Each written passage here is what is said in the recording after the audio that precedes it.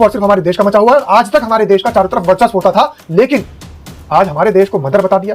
चलिए ठीक है, मादर वतन बताया जाता था, देश को भारत माता बताया जाता था, लेकिन पिता भी तो किसी देश को नहीं बताया जाता था। लेकिन पहले ऐसे हमारे देश के प्रधानमंत्री हैं जो जाकर के पिता चुन करके आए हैं। इस देश के 145 करोड़ लोगों का पिता चुनने का उनको किसने अधिकार दिया है?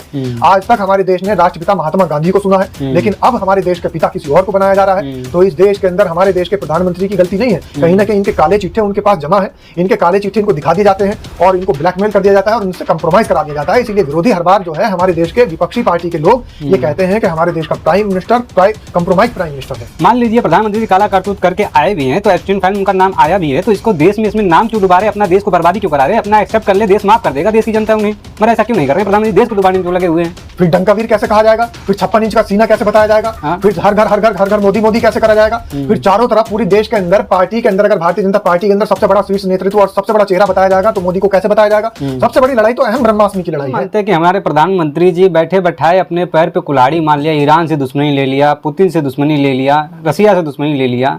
ये देश को दोनों देश इतना फायदा देते थे, भारत को पहुंचाते थे, मगर हमारे प्रधानमंत्री अपने पैर पे कुल्हाड़ी क्यों मारे?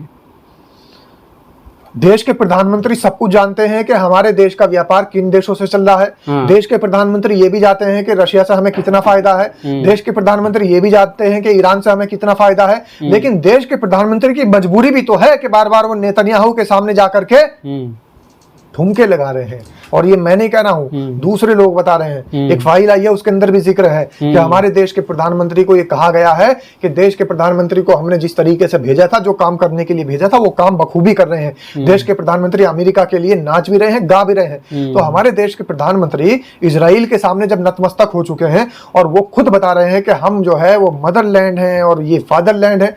अभी तक देश को, हमारे देश को सोने की चिड़िया कहा जाता था। अभी तक हमारे देश को, देश के अंदर चारों तरफ उसका त्राहिमाम होता था। त्राहिमाम मचा हुआ है तो सिर्फ और सिर्फ हमारे देश का मचा हुआ है। और आज तक हमारे देश का चारों तरफ वर्चस्व होता था, लेकिन आज हमारे देश को मदर बता दिया।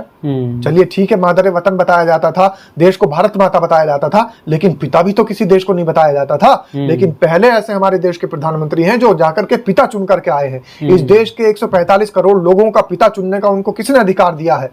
आज तक हमारे देश ने राष्ट्रपिता महात्मा गांधी को सुना है, लेकिन अब हमारे देश के पिता किसी और को बनाया जा रहा है। तो इस देश के अंदर हमारे देश के प्रधानमंत्री की गलती नहीं है, कहीं ना कहीं इनके काले चिट्ठे उनके पास जमा है।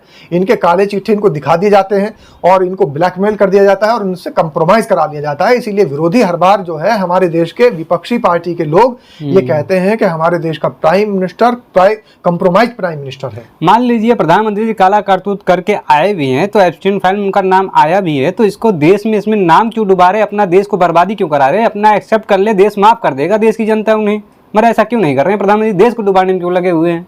फिर डंकावीर कैसे कहा जाएगा? फिर 56 इंच का सीना कैसे बताया जाएगा? फिर हर घर मोदी मोदी कैसे करा जाएगा? फिर चारों तरफ पूरी देश के अंदर पार्टी के अंदर अगर भारतीय जनता पार्टी के अंदर सबसे बड़ा शीर्ष नेतृत्व और सबसे बड़ा चेहरा बताया जाएगा तो मोदी को कैसे बताया जाएगा? सबसे बड़ी लड़ाई तो अहम ब्रह्मास्मि की लड़ाई है। हर घर मोदी की जगह घर घर किल्लत हो रही है गैस की। गैस की किल्लत तो झेलनी पड़ेगी।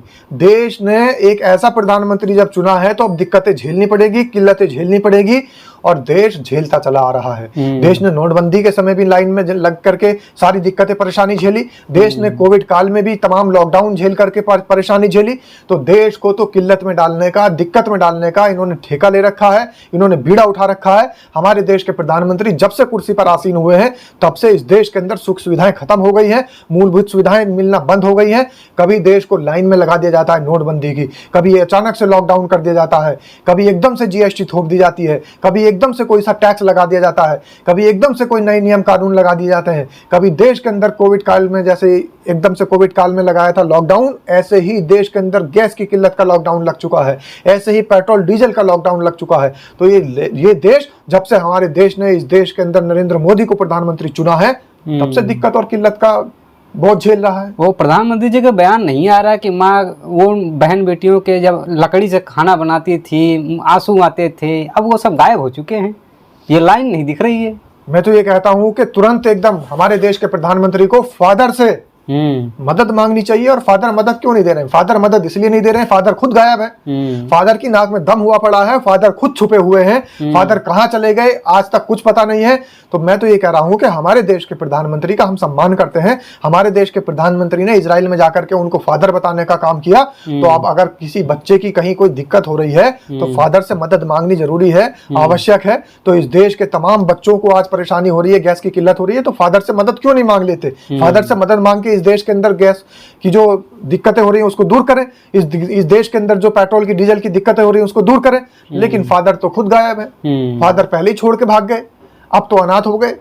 अब अनाथ अंधभक्त करेंगे तो करेंगे क्या, सवाल ये है। तो चक्की के आटे में घुन भी पिसाया जा रहा है तो कैसा चलेगा, देश आगे बढ़ेगा? देखिए, एक बात है कि कोई भी व्यक्ति जब कोई काम गलत करता है, इस देश का मैं एक उदाहरण दे रहा हूं कि अगर एक परिवार का मुखिया कुछ गलत काम करके आता है तो पूरे परिवार को झेलना पड़ता है। और हमारे देश का मुखिया वो पहले ही कंप्रोमाइज्ड है, हमारे देश का मुखिया पहले ही ब्लैकमेल हो रखा है। तो हमारे देश के मुखिया ने जब जाकर के दूसरों के सामने सर झुका दिया है और जाकर के उनके झंडे को सैल्यूट करना शुरू कर दिया है, अपने देश की पद की गरिमा को भूल चुका है, तो हमारे देश के प्रधानमंत्री की वजह से इस देश के तमाम लोगों को झेलना पड़ेगा। बहुत बहुत धन्यवाद जुड़ने के लिए साहब।